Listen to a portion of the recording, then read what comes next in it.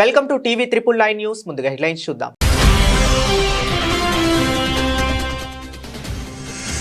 తెలంగాణలో బీజేపీకి మంచి భవిష్యత్తు ఉందని ప్రధాని అన్నారన్న కిషన్ రెడ్డి. ప్రభుత్వ వైఫల్యాలపై పోరాటం చేయాలని మోదీ సూచించారని వెల్లడి.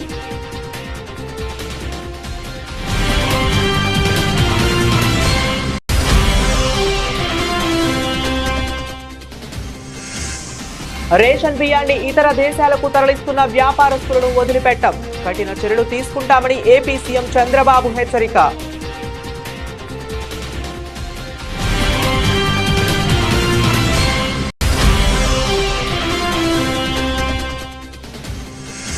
ఏకలవ్య గురుకుల పాఠశాలను ఆకస్మిక తనిఖీ చేసిన మాజీ మంత్రి ఎమ్మెల్సీ సత్యవతి రాథోడ్. పాఠశాల పరిసరాలు అపరిశుభ్రంగా ఉండటం, నాణ్యమైన భోజనం అందించకపోవడం పట్ల అసంతృప్తి.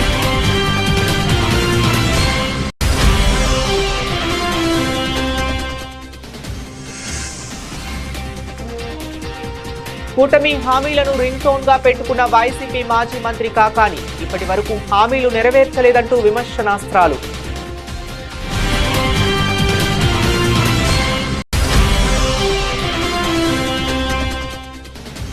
కాంగ్రెస్ ఎమ్మెల్యే వివేక్ పుట్టినరోజు వేడుకల్లో కేక్ కట్ చేసి సెలబ్రేషన్ చేసుకున్న పోలీసులు. కాంగ్రెస్ అధికారంలోకి వచ్చిన తరువాత తీవ్ర విమర్శలకు దారితీస్తున్న కొందరు అధికారుల తీరు.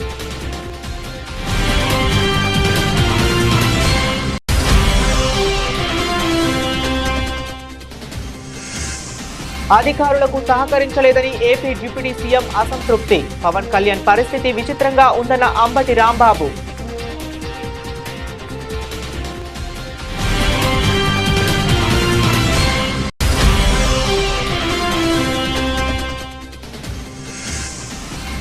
స్వల్పంగా పుంజుకున్న బంగారం, వెండి ధరలు. 10 గ్రాములకు స్వచ్ఛమైన బంగారం 10 గ్రాముల ధరపై 630 పెరుగుదల.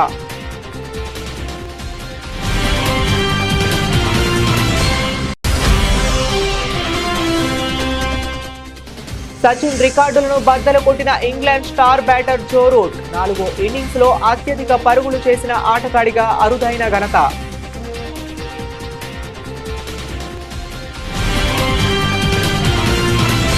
తెలంగాణలో బీజేపీకి మంచి భవిష్యత్ ఉందని ప్రధాని నరేంద్ర మోదీ అన్నారని కేంద్ర మంత్రి, తెలంగాణ బీజేపీ అధ్యక్షులు కిషన్ రెడ్డి అన్నారు. ఇటీవలే ఎంపీలు, ఎమ్మెల్యేలు ఆయనను కలిసిన సందర్భంలో తెలంగాణపై ప్రధాని ఆశాభావంతో ఉన్నారన్నారు. ప్రజల తరపున తెలంగాణ ప్రభుత్వ వైఫల్యాలపై పోరాటాలు చేయాలని ప్రధాని పిలుపునిచ్చినట్లు చెప్పారు. అదే స్ఫూర్తితో ముందుకు వెళ్తున్నామన్నారు. బీజేపీ రాష్ట్ర కార్యాలయంలో సభ్యత్వ నమోదు, పార్టీ సంస్థాగత ఎన్నికల ప్రక్రియపై కిషన్ రెడ్డి అధ్యక్షతన సమావేశం జరిగింది.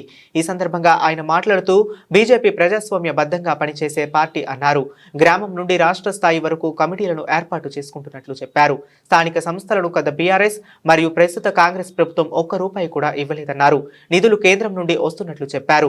తెలంగాణ ప్రజలు బీజేపీ వైపు మొగ్గు చూపుతున్నారనడానికి లోక్సభ ఎన్నికల నిదర్శనమన్నారు.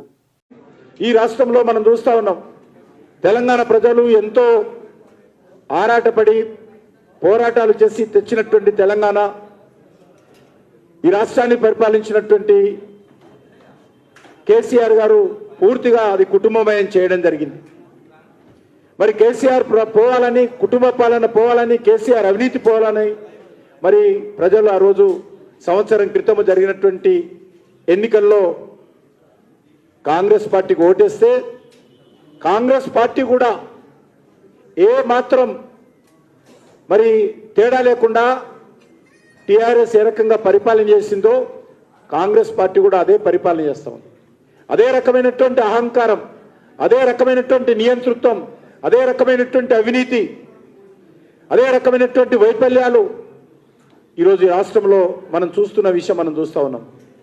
కాబట్టి ఈ రాష్ట్రంలో ఖచ్చితంగా రానున్న రోజుల్లో తెలంగాణ ప్రజలు భారతీయ జనతా పార్టీ వైపు చూస్తున్నటువంటి విషయాన్ని గత పార్లమెంట్ ఎన్నికల్లో మనం చూసాం. ఒక్క సీటు కూడా టీఆర్ఎస్ పార్టీ గెలవలేదు. అనేకమైనటువంటి అసెంబ్లీ నియోజకవర్గాలలో పార్లమెంట్ ఎన్నికలు చూసినట్లయితే టీఆర్ఎస్ పార్టీ డిపాజిట్లు రాలేదు. 3 అసెంబ్లీ సీట్లలోనే పార్లమెంట్ ఎలక్షన్స్లో ఓటు చూసినట్లయితే టీఆర్ఎస్ పార్టీకి మెజార్టీ వచ్చింది. కాబట్టి ఈరోజు తెలంగాణ ప్రజల యొక్క ఆలోచన విధానం మనం అర్థం చేసుకోవాల్సిన అవసరం ఉంది. ఖచ్చితంగా ఈ రాష్ట్రంలో నరేంద్ర మోడీ గారి నాయకత్వంలో రానున్న రోజుల్లో భారతీయ జనతా పార్టీని ముందుకు తీసుకెళ్ళాలి. అన్ని రకాలుగా తెలంగాణ అభివృద్ధి కోసం నరేంద్ర మోడీ గారి నాయకత్వంలో ఖచ్చితంగా తెలంగాణ ప్రజలకు అండగా భారతీయ జనతా పార్టీ నిలబడుతుంది, కేంద్ర ప్రభుత్వం నిలబడుతుంది. ఈరోజు జాతీయ రహదారులు తీసుకున్నా, రైల్వేలకు సంబంధించినటువంటి కార్యక్రమాలు తీసుకున్నా, లేకపోతే వెల్ఫేర్ యాక్టివిటీ తీసుకున్నా, పూర్తిగా కేంద్ర ప్రభుత్వం నుంచి వస్తున్నటువంటి సహకారమే తప్ప ఈరోజు రాష్ట్రంలో ఏ రకమైనటువంటి కార్యక్రమాలు చేపట్టడం లేదు. ముఖ్యంగా ఈరోజు స్థానిక సంస్థల ఎన్నికలు జరుగుతూ ఉన్నాయి. గ్రామ పంచాయతీలకు గతంలో పరిపాలన చేసినటువంటి టీఆర్ఎస్ పార్టీ ఒక్క రూపాయి కూడా ఈ రోజు ఇవ్వలేదు. మరి ఈరోజు సంవత్సరం పాటుగా అధికారం వెలగబెట్టినటువంటి రేవంత్ రెడ్డి కాంగ్రెస్ పార్టీ ప్రభుత్వం కూడా గ్రామ పంచాయతీలకు ఒక్క రూపాయి ఇచ్చిన పాపాన పోలేదు. కేంద్ర ప్రభుత్వం నేరుగా 15th ప్లానింగ్ కమిషన్ ప్రకారం ఫైనాన్స్ కమిషన్ నివేదిక ఆధారంగా గ్రామ పంచాయతీ నిధులు ఇస్తున్నారే తప్ప కేంద్ర ప్రభుత్వం ఇచ్చేటువంటి మనరేగా ఆధ్వర్యంలో గ్రామాల్లో ఇంటర్నల్ రోడ్స్ కానీ ఇతరత్ర అభివృద్ధి కార్యక్రమాలు జరుగుతున్నాయి తప్ప రాష్ట్ర ప్రభుత్వం ఒక్క రూపాయి కూడా ఇవ్వలేదు. అందుకే ఈరోజు ఈ రాష్ట్రంలో ఏ ఒక్కరికొరకం కూడా సంతోషంగా లేదు. అది రైతాంగం కావచ్చు, మహిళలు కావచ్చు, నిరుద్యోగులు కావచ్చు, విద్యార్థులు కావచ్చు, అన్ని వర్గాల ప్రజలు కూడా ఈరోజు రేషన్ బియ్యాన్ని ఇతర దేశాలకు తరలిస్తున్న వ్యాపారులపై కఠిన చర్యలు తీసుకుంటామని ఏపీ సీఎం చంద్రబాబు హెచ్చరించారు. అనంతపురం జిల్లా నేమకల్లు గ్రామంలో పింఛన్లను పంపిణీ చేసి గ్రామ సభలో మాట్లాడారు. పేద ప్రజలకు అందించే రేషన్ బియ్యాన్ని కొందరు వ్యాపారులు అధిక ధరకు కొనుగోలు చేసి విదేశాలకు తరలించి కోట్లు గడిస్తున్నారని పేర్కొన్నారు. రేషన్ బియ్యం వ్యాపారులను వదిలిపెట్టబోమని అన్నారు. మెగా డిఎస్సి ద్వారా ఉద్యోగాలు కల్పిస్తున్నామని తెలిపారు. సంపద సృష్టించాలంటే అభివృద్ధి జరగాలని, వచ్చిన సంపదను పేదలకు పంచి ఆదుకోవటమే ప్రభుత్వ లక్ష్యం పేర్కొన్నారు. దేశంలో ఎక్కడా లేని విధంగా పింఛన్లు అందిస్తున్నామని వెల్లడించారు. నాణ్యమైన మద్యాన్ని అందిస్తున్నామని వివరించారు. మద్యం దోపిడీకి అడ్డుకట్ట వేశామని తెలిపారు. ఎక్కడైనా బెల్ట్ షాపులు పెడితే చర్యలు తీసుకుంటామన్నారు. ఈ రోజు నేను ఒకటే మీ అందరికి విజ్ఞప్తి చేస్తున్నాను. నేను కష్టపడేది మీకోసం. నేను ఎన్నికల కంటే ముందు ఒక మాట చెప్పాను. పేదవాళ్లకు న్యాయం చేస్తాను, కష్టపడి సంపాదిస్తాం. కష్టపడి సంపాదన చేయాలంటే అభివృద్ధి జరగాలి, సంపద సృష్టించాలి. దానివల్ల ఆదాయం పెరుగుతుంది. పెరిగిన ఆదాయాన్ని మళ్ళీ ఈ పేదవాళ్ళకు ఖర్చు పెట్టడానికి నేను నిరంతరం శ్రద్ధగా ఉంటాను, నిరంతరం శ్రమిస్తానని చెప్పి మరొక్కసారి మీ అందరికీ హామీ ఇస్తున్నా. ఇది ప్రారంభం మాత్రం. ఇలాంటి కార్యక్రమాలు ఇంకా ఎక్కువ చేయాల్సిన అవసరం ఉంది. మనస్సుంది, కానీ సమస్యలు కూడా బోలెడన్ని సమస్యలు ఉన్నాయి. నేను 4వసారి ముఖ్యమంత్రిని. సమైక్య ఆంధ్రప్రదేశ్లోనే ఎవరూ లేనంత కాలం నన్ను ముఖ్యమంత్రిగా పెట్టిన ఘనత మీదే. అప్పటి నుంచి మీరు చూస్తున్నారు. ఏదైనా అభివృద్ధి జరిగిందంటే దానికి చిరునామా తెలుగుదేశం ప్రభుత్వం. దాన్ని ప్రారంభించిన నాయకుడు నందమూరి తారక రామారావు గారని చెప్పి కూడా నేను మీకు తెలియజేస్తున్నా. ఈరోజు ప్రభుత్వంలో అన్ని వ్యవస్థలు నిర్వీర్యమైపోయినాయి. విధ్వంస పాలన అయ్యే పరిస్థితి వచ్చింది. తవ్విన కొద్దీ తప్పులున్నాయి. ఎక్కడ చూసినా అప్పులైపోయినాయి. వాళ్ళు చేసిన పాపాలన్నీ బయటపడుతున్నాయి. 10 లక్షల కోట్ల రూపాయలు అప్పు చేశారు. మన ఊర్లో కూడా ఎవరైనా సరే తల్లిదండ్రులు కొంత ఆస్తి ఇస్తే ఆ ఆస్తిని కాపాడకుండా ఊరూరు తిరిగి అప్పులు చేసి ఎక్కడికక్కడ తాగడానికి తిరగడానికి ఖర్చు పెట్టేస్తే ఆ కుటుంబం ఎట్లయితే నష్టపోతుందో అదేవిధంగా ఈరోజు రాష్ట్రం కూడా ఉంది. ఇష్టానుసారంగా అప్పులు చేశారు. ఎన్ని పాపాలు చేయాలన్నీ చేశారు. ఎక్కడికక్కడ అవినీతి కార్యక్రమాలు చేశారు. కడాన రాష్ట్రం అయితే దివాలా తీసి ఈ నెల జీతాలు ఇస్తామా లేదని భయపడే పరిస్థితి వచ్చింది. ఇంత మును పాలనలో మీరు చూశారు. నెలవారీగా జీతాలు ఇచ్చేవారు కాదు. ఎక్కడెక్కడో అప్పులు తెచ్చేవాళ్ళు. మహబూబాబాద్ జిల్లా కురువి మండల కేంద్రంలోని ఏకలవ్య గురుకుల పాఠశాలను మాజీ మంత్రి ఎమ్మెల్సీ సత్యవతి రాథోడ్ ఆకస్మికంగా తనిఖీ నిర్వహించారు. పాఠశాల పరిసరాలు అపరిశుభ్రంగా ఉండటంతో పాటు నాణ్యమైన భోజనం అందించకపోవడం పట్ల అసంతృప్తి వ్యక్తం చేస్తూ కలెక్టర్కు ఫిర్యాదు చేశారు. అనంతరం మాట్లాడుతూ రాష్ట్రంలో ప్రభుత్వ విద్యాలయాల్లో 40 లక్షల మంది పేద విద్యార్థులు విద్యను అభ్యసిస్తున్నారని, కానీ ఇప్పటి వరకు విద్యాశాఖకు మంత్రిని కేటాయించలేదని మండిపడ్డారు. వాళ్ళకు మంచి ఆహారం ఇవ్వండి, వాళ్ళకు మంచి వసతులు కల్పియండి, వాటిని పర్యవేక్షించండి అని మేము మొత్తుకుంటుంటే సిగ్గు విడిచి నిసిగ్గుగా ఏమాత్రం సిగ్గు శరం ఉన్నా అధికార మంత్రులు మాట్లాడే మాటలు కాదు. ఏం మాట్లాడుతున్నారు? ఒక మంత్రి ఆమె నోరైతే నిజం ఇప్పుడు యాసిడ్ కాదు కదా, ఏం పోసి కడిగినా ఆమె నోరు బాగుపడదు, ఆ మనిషి బాగుపడదు. ఆర్ఎస్ ప్రవీణ్ కుమార్ గారి హస్తం ఉందని, లేకపోతే అదృశ్య శక్తులు బీఆర్ఎస్ పార్టీ కేటీఆర్ గారి హస్తం ఉందని, అదృశ్య శక్తులు దీని మీద కుట్ర కోణం ఉందని సిగ్గనిపించట్లేదా సీతక్క గారు, సురేఖ గారు? మీకు ఎందుకు ఇంత నిసిగ్గుగా మాట్లాడుతున్నారు? విద్యార్థుల జీవితాలతో మీరు ఆడుకోండి, వాళ్లకు విషపు ఆహారం ఇవ్వండి, వాళ్ళని సావనియండి అని చెప్పి చేసేంత దౌర్భాగ్యపు రాజకీయాలు మేము చేయట్లేము. ఇది కాంగ్రెస్ సంస్కృతి, నీ పార్టీ సంస్కృతి.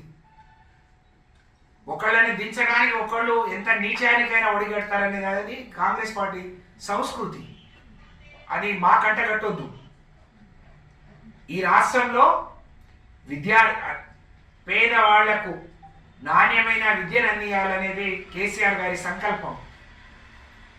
అందులో భాగంగా దేశానికి స్వాతంత్ర్యం వచ్చినప్పటి నుంచి తెలంగాణ వచ్చే 2014 నాటికి తెలంగాణ ప్రాంతంలో ఉండే గురుకులాల సంఖ్య 276. అన్ని ఈఎంఆర్ఎస్ కలుపుకొని అన్ని గురుకులాలు, ఎడ్యుకేషన్ డిపార్ట్మెంట్లో ఉన్న గురుకులాలు సోషల్ వెల్ఫేర్లో ఉన్నాయి, బీసీ వెల్ఫేర్ ఉన్నాయి, ఎస్టీ వెల్ఫేర్లో ఉన్నాయి. 276. 10 ఏళ్ల తర్వాత కేసీఆర్ గారు దిగిపోయే ముందు వాటి సంఖ్య 1018. మైనార్టీ గురుకులాలని జిల్లా నియోజకవర్గానికో బీసీ గురుకులం, నియోజకవర్గానికో మైనార్టీ గురుకులం, నియోజకవర్గానికో ఎస్టీ, ఎస్సీ, బీసీ డిగ్రీ కాలేజీలు, ఆడపిల్లలు గిరిజన ఆడపిల్లలకు ప్రత్యేకంగా ఒకే రోజు 22 డిగ్రీ కాలేజీలు, అది కూడా రెసిడెన్షియల్ కాలేజీలు. జిల్లాకో మెడికల్ కాలేజ్ ఇచ్చిన ఘనత కేసీఆర్ది. అదంతా మర్చిపోయి ఆ విద్యార్థులకు కూడా నాణ్యమైన భోజనం, ప్రపంచంతో పోటీ పడే విధంగా విద్యార్థులను మేము తీర్చిదిద్దితే అదంతా మర్చిపోయి విద్యాశాఖకు మంత్రి లేడు, నీకు సోయి లేదు, 25 లక్షలు. ఏపీలో ఎన్నికల వేళ కూటమి నేతలు తల్లికి వందనం పేరిట చదువుకునే ప్రతి బిడ్డకు 15,000 ఇస్తామని ప్రచారం చేశారు. అయితే చంద్రబాబు నాయకత్వంలోని కూటమి ప్రభుత్వం ఇచ్చిన హామీలు నెరవేర్చకుండా డైవర్షన్ పాలిటిక్స్ చేస్తుందని వైసీపీ నేతలు మండిపడుతున్నారు. ఈ నేపథ్యంలో వైసీపీ మాజీ మంత్రి కాకాని గోవర్ధన్ రెడ్డి ఏకంగా కూటమి ప్రభుత్వ హామీలను తన ఫోన్ రింగ్ టోన్ గా పెట్టుకుని అందరి దృష్టిని ఆకర్షించారు. కాకాని నెల్లూరులో మీడియా సమావేశం నిర్వహిస్తుండగా ఆయన ఫోన్ మోగింది. నీకు 15,000, నీకు 15,000, నీకు కూడా 15,000 కావాలంటే రాసి పెట్టుకోండి అంటూ రింగ్ టోన్ వినిపించడంతో ప్రెస్ మీట్ కు వచ్చిన అందరూ ఆశ్చర్యపోయారు. ఓ టీడీపీ నేత ఎన్నికల ప్రచారం చేస్తున్న ఆడియో క్లిప్పింగ్స్ ను కాకాని తన ఫోన్ రింగ్ టోన్ గా సెట్ చేసుకున్నారు. దీనిపై కాకాని స్పందిస్తూ చంద్రబాబు నాయుడు ఇచ్చిన ఎన్నికల హామీలు గుర్తుండాలి కదా అని రింగ్ టోన్ పెట్టుకున్నానన్నారు. అందుకే ఫోన్ మోగగానే ఆ రింగ్ టోన్ వినిపించిందని వివరణ ఇచ్చారు. దీనికి సంబంధించిన వీడియో సామాజిక మాధ్యమాలలో సందడి చేస్తుంది. అదేవిధంగా సెంట్రల్ పవర్ డిస్ట్రిబ్యూషన్ కార్పొరేషన్ లో యూనిట్కి దాదాపుగా 92 పైసలు పడతాయి. అదేవిధంగా ఈరోజు చూసుకున్నటువంటి ఈస్టర్న్ పవర్ డిస్ట్రిబ్యూషన్ కార్పొరేషన్ లో దాదాపుగా మరొక 90 పైసలు ఈరోజు అదనంగా పడేటువంటి పరిస్థితి ఏర్పడింది. అంటే దాదాపుగా ఈరోజు మనం ఒక్కసారి చూస్తే వీటికి సంబంధించినటువంటిది 24 నెలల్లో వసూలు చేసుకోమని ఈపీఆర్సీ చెప్పింది. ఒక దగ్గర 91 పైసలు పడుతుంది, ఒక దగ్గర 92 పైసలు, ఒక దగ్గర 90 పైసలు, దాదాపుగా 90 పైసలు ఈరోజు విద్యుత్తుకు సంబంధించినటువంటిది ఏర్పడింది. అదేవిధంగా ఒకసారి చూస్తే ఈరోజు 2014, 2019 చంద్రబాబు నాయుడు చెప్తున్నాడు నేను నీతిమంతుడిని, జగన్మోహన్ రెడ్డి గారి ప్రభుత్వంలో పీపీఎల్ చేసుకున్నారు, ఈ పీపీఎల్లో అధిక భారం పడింది అని చెప్పి మాట్లాడేటువంటి పరిస్థితి ఏర్పడింది. ఈరోజు ఒక్కసారి మనం ఆలోచన చేస్తే చంద్రబాబు నాయుడు హయాంలో 2014 నుంచి 2019 వరకు ముఖ్యమంత్రిగా విండ్ పవర్కు సంబంధించి 3,494 మెగావాట్లు 133 ఒప్పందాలు చేశాడు. 133 ఒప్పందాలకు సంబంధించి గరిష్టంగా ₹4.84 చంద్రబాబు నాయుడు హామీలు. ఎందుకంటే ఒకసారి నా ఫోన్ ట్యూన్లో ఉంది, ఫోను మామూలుగా చంద్రబాబు నాయుడు హామీలు గుర్తుండాలి కదా అని చెప్పిన, అందుకని అది మోగింది. క్రీడలు మానసిక ఉల్లాసానికి, దేహ దారుఢ్యానికి దోహదపడతాయని జిల్లా కలెక్టర్ సందీప్ కుమార్ ఝా అన్నారు. ప్రజా పాలన ఏడాది పూర్తి చేసుకున్న సందర్భంగా రాజన్న సిరిసిల్ల జిల్లా కేంద్రంలో 2K రన్ పోటీలు నిర్వహించారు. ఈ సందర్భంగా మాట్లాడుతూ ప్రజా ప్రభుత్వం ఏర్పడి సంవత్సరం గడుస్తున్న నేపథ్యంలో డిసెంబర్ 1 నుండి 9 వరకు ప్రజా పాలన, ప్రజా విజయోత్సవాల వేడుకలను నిర్వహిస్తున్నామని అన్నారు. ఒక సంవత్సరం అవుతుంది దీనికోసం ఈ సెలబ్రేషన్ ఫస్ట్ మొదటి వార్షికోత్సవాలు సంవత్సరం కోసం ఈ ఈవెంట్ పెట్టడం జరిగింది. మీరు అందరూ ఈ 2 కిలోమీటర్ రన్లో పాల్గొన్నారు. దానివల్ల మీ అందరికీ చాలా thank you. Me PETs, me school teachers thank you. మీరు 150 మెంబర్స్ దాకా వచ్చారు. సో ఇదే విధంగా మీ ఫిజికల్ హెల్త్ కోసం కూడా ఇది ప్రతిరోజు చేయాలి.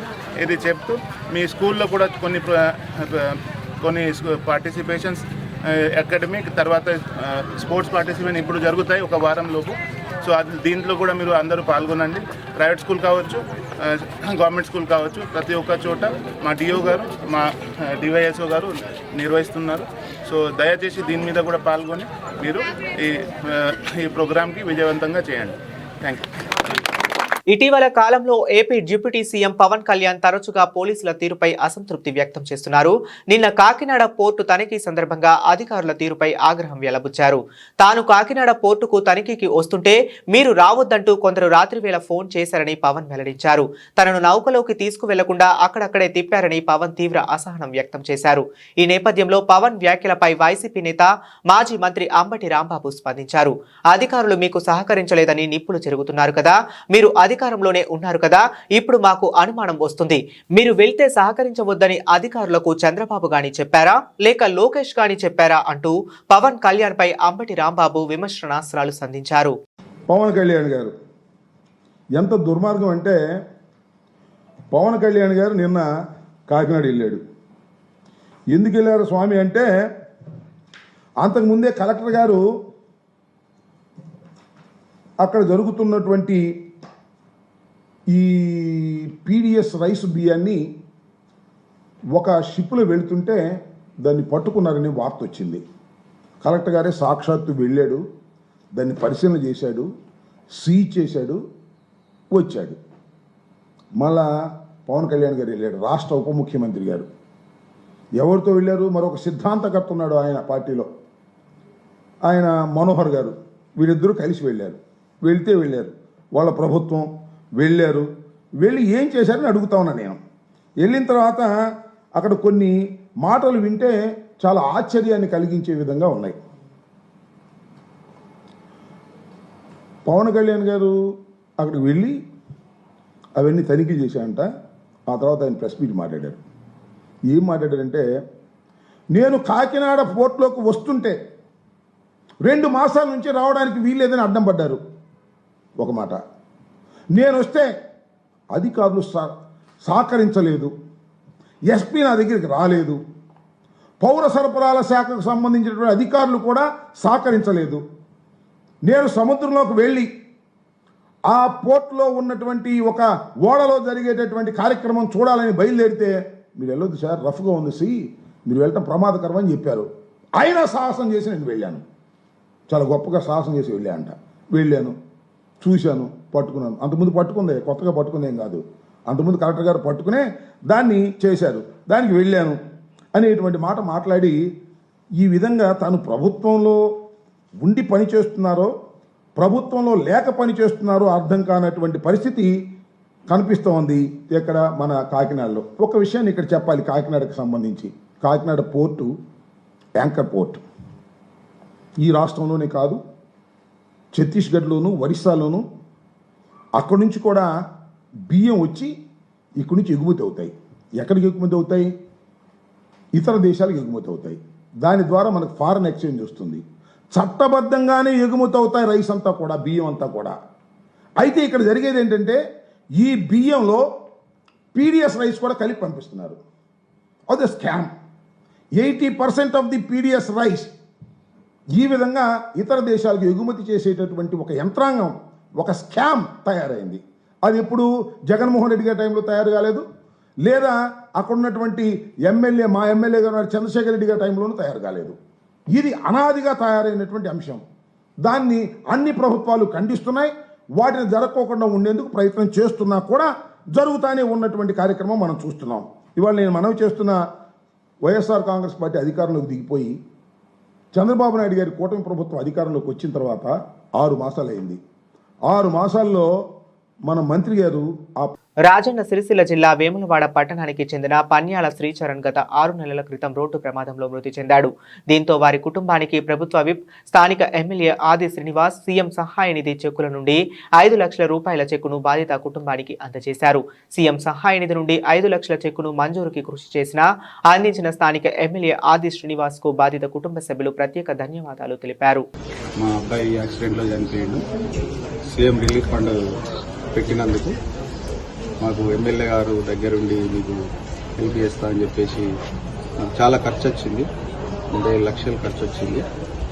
మా ఎమ్మెల్యే గారు ప్రత్యేకంగా దాని మీద దృష్టి పెట్టి మాకు 5 లక్షలు ఇవ్వడం జరిగింది సీఎం రిలీఫ్ ఫండ్ కింద.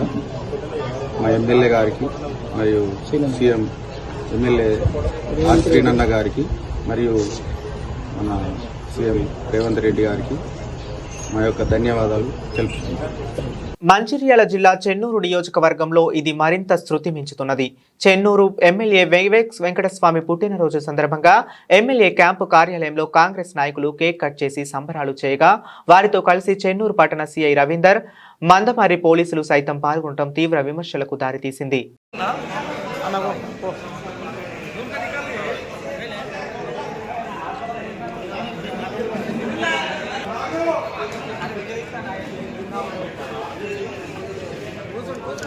ప్రజలు ప్రాథమిక ఆరోగ్య కేంద్రాలతో పాటు సబ్ సెంటర్లలో కూడా హెచ్ఐవి పరీక్షలు నిర్భయంగా చేయించుకోవచ్చని భూపాలపల్లి జిల్లా వైద్య అధికారి మధుసూదన్ అన్నారు.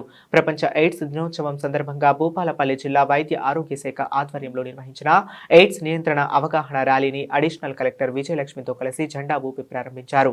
అనంతరం ఈ ర్యాలీ అంబేద్కర్ కూడలి నుండి మున్సిపల్ ఆఫీస్ వరకు నిర్వహించారు. ఈ సందర్భంగా మాట్లాడుతూ గత కొద్ది సంవత్సరాలుగా ఎయిడ్స్ తగ్గుముఖం పట్టినప్పటికీ వచ్చే కొత్త జనరేషన్లో అవగాహన చేయనున్నట్లు తెలిపారు. జయశంకర్ భూపాలపల్లి జిల్లాలో వరల్డ్ ఎయిడ్స్ డేను ప్రారంభించడం జరిగింది. సైమల్టేనియస్గా మనము ప్రజాపాలన విజయోత్సవాలు కూడా ఈరోజే ప్రారంభమవుతున్నాయి. దానిలో భాగంగా మా వైద్య ఆరోగ్య శాఖ తరఫున ప్రపంచ ఎయిడ్స్ దినోత్సవాన్ని ఈరోజు జరుపుతున్నాము. దీనిలో ప్రధాన ఉద్దేశం ఏమిటి అంటే గత కొద్ది సంవత్సరాలుగా ఎయిడ్స్ తగ్గుముఖం పట్టినప్పటికీ వచ్చే కొత్త జనరేషన్లో అవేర్నెస్ లేకపోవడం వల్ల మనం టార్గెటెడ్ పాపులేషన్లో కాకుండా, టార్గెట్ పాపులేషన్ అంటే అధికంగా హెచ్ఐవి వచ్చేటువంటి కామన్ పబ్లిక్ కాకుండా నార్మల్ పబ్లిక్లో హెచ్ఐవి అక్కడక్కడ కనబడడం జరుగుతుంది. కాబట్టి ఈ అవేర్నెస్ అనేటువంటిది విద్యాభ్యాసం చేసే స్టూడెంట్స్ నుంచి మొదలుకొని పెద్దవారి వరకు ఎప్పటికీ నిరంతరం ప్రతి సంవత్సరం కంటిన్యూస్గా మనము ఈ పబ్లిసిటీ అనేటువంటిది చేయాల్సిన అవసరం ఉంటుంది. ఎయిడ్స్ ఏ విధంగా వస్తుంది, ఎలా జాగ్రత్తలు తీసుకోవాలి అనేటువంటి దానిలో భాగంగానే ఈ కార్యక్రమాన్ని నిర్వహిస్తున్నాము. అయితే దీనికి సంబంధించిన పరీక్ష మన ప్రాథమిక ఆరోగ్య కేంద్రాలు అదేవిధంగా సబ్ సెంటర్లో కూడా మనం స్టార్ట్ చేయడం జరిగింది. ఇక సబ్ సెంటర్లో కూడా మీరు నిర్భయంగా ఈ హెచ్ఐవి టెస్ట్ అనేటువంటిది చేసుకోవచ్చు. కాబట్టి హెచ్ఐవిని నిర్మూలించాలంటే తగు జాగ్రత్తలు తీసుకోవడం ఒకటే మార్గం. కాబట్టి భవిష్యత్తులో రైట్ పాత్ అనే నినాదంతో, అంటే సరి అయిన దారిని నిర్ణయించుకొని ముందే మనము అవగాహనతో ముందుకెళ్ళినట్టయితే ఈ హెచ్ఐవిని పూర్తిగా మనం నిర్మూలించేటువంటి అవకాశం ఉంటుంది. కొన్ని రోజులుగా హెచ్చుతగ్గులు చవి చూస్తున్న బంగారం, వెండి ధరలు నిన్న స్వల్పంగా పుంజుకున్నాయి. 24 క్యారెట్ల పుత్తడి ధర 10 గ్రాములకు 630 పెరిగి 78,120కి చేరుకుంది. అదే సమయంలో హైదరాబాద్, విజయవాడలో 24 క్యారెట్ల 10 గ్రాముల పసిడి ధరపై 780 పెరిగి 78,120కి, 22 క్యారెట్ల 10 గ్రాముల బంగారం రేటు 71,610కి చేరింది. మరోవైపు ఢిల్లీలో 24 క్యారెట్ల బంగారం ధర 10 గ్రాములకు 78,270కి చేరుకోగా 22 క్యారెట్ల 10 గ్రాముల బంగారం ధర 71,770గా నమోదైంది. వెండి ధర కిలోపై 2,200 పెరిగింది. హైదరాబాద్, విజయవాడ, చెన్నైలో కిలో వెండి ధర 1,100 ఉండగా ఢిల్లీ, ముంబైలలో 91,600గా ఉంది. England star batter Joe Root అరుదైన ఘనతను తన ఖాతాలో వేసుకున్నాడు. న్యూజిలాండ్ క్రైస్టో చర్చ్లో హాగ్లే ఓవెల్లో కివీస్తో జరిగిన తొలి టెస్టులో ఇంగ్లాండ్ 8 వికెట్ల తేడాతో విజయం సాధించింది. రూట్కు ఇది 150వ టెస్ట్. రెండో ఇన్నింగ్స్లో 15 బంతుల్లో 23 పరుగులు చేసిన రూట్ భారత క్రికెట్ దిగ్గజం సచిన్ టెండూల్కర్ రికార్డును బద్దలుకొట్టాడు. 4 ఇన్నింగ్స్లో అత్యధిక పరుగులు చేసిన ఆటగాడిగా రికార్డులకెక్కాడు. 1,625 పరుగులతో సచిన్ ఇప్పటి వరకు ఈ జాబితాలో టాప్ ప్లేస్లో ఉండగా రూట్ 1,630 పరుగులతో అతడిని అధిగమించాడు. అలిస్టార్ కుక్, గ్రేమ్ స్మిత్ చెరో 1,611 పరుగులతో 3-4 స్థానాల్లో కొనసాగుతున్నారు. వెస్టిండీస్ గ్రేట్ శివర్ నైరస్ చందర్పాల్ 1,580 పరుగులతో టాప్ 5లో ఉన్నాడు. బులెటిన్ ముగించే ముందు మరొకసారి హెడ్లైన్స్ చూద్దాం.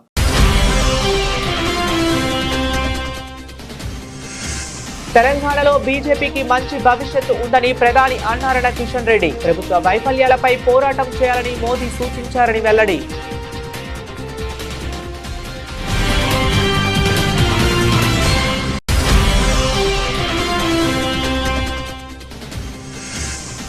రేషన్ బియ్యాన్ని ఇతర దేశాలకు తరలిస్తున్న వ్యాపారస్తులను వదిలిపెట్టం. కఠిన చర్యలు తీసుకుంటామని ఏపీ సీఎం చంద్రబాబు హెచ్చరిక.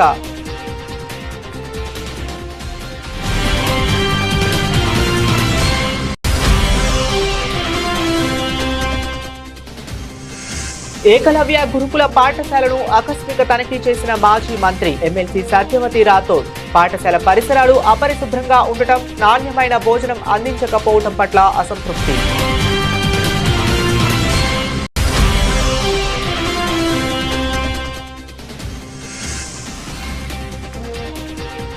కూటమి హామీలను రింగ్ టోన్ గా పెట్టుకున్న వైసీపీ మాజీ మంత్రి కాకాని. ఇప్పటి వరకు హామీలు నెరవేర్చలేదంటూ విమర్శనాస్త్రాలు.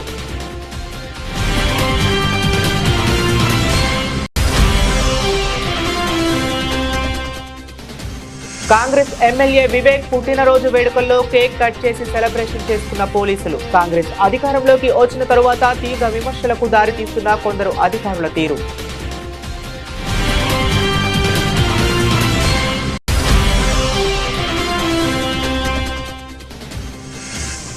అధికారులకు సహకరించలేదని ఏపీ డిప్యూటీ సీఎం అసంతృప్తి. పవన్ కళ్యాణ్ పరిస్థితి విచిత్రంగా ఉందన్న అంబటి రాంబాబు.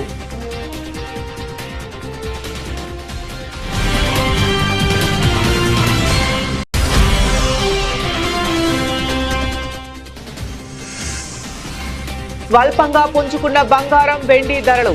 10 గ్రాములకు స్వచ్ఛమైన బంగారం 10 గ్రాముల ధరపై 630 పెరుగుదల.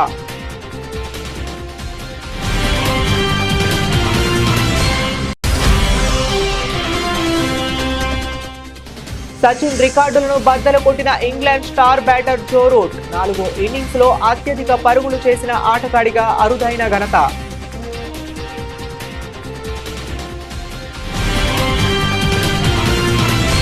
ఇవి ఇప్పటి వరకు అప్డేట్.